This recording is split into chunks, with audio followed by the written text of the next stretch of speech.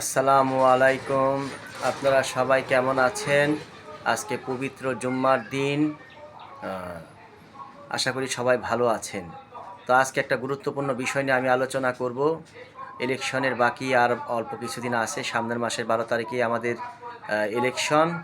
তো আমরা একটা ভালো আমি আশা করছি আমরা একটা যোগ্য নেতাকেই পেতে যাচ্ছি। সবাই ভালো মানুষকে ভোট দেন যে দেশের জন্য কাজ করবে। অবশ্যই তার লেখাপড়া এডুকেশনটাও দেখবেন এবং সে মানুষকে কতটা ভালোবাসে, দেশের জন্য কাজ করবে কিনা, দল বল নির্বিশেষে আপনারা একটা যোগ্য ব্যক্তিকে ভোট দেন যার হাতে দেশ নিরাপদ।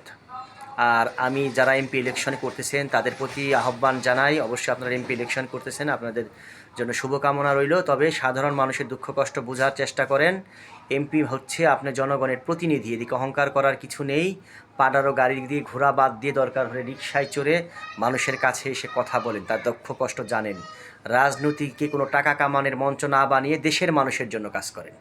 আমি দলবল নির্বিশেষে আপনাদের সবাইকে আহ্বান জানাই, একটা সুন্দর দেশ আমরা গড়তে চাই।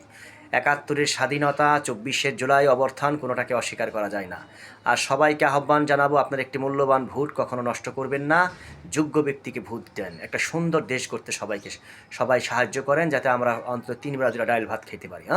টাকা পয়সা হলে অহংকার করার কিছু নাই। আমি সবার উদ্দেশ্যে বলবো, সবাই সবার জন্য সহযোগিতা করেন, কাজ করেন।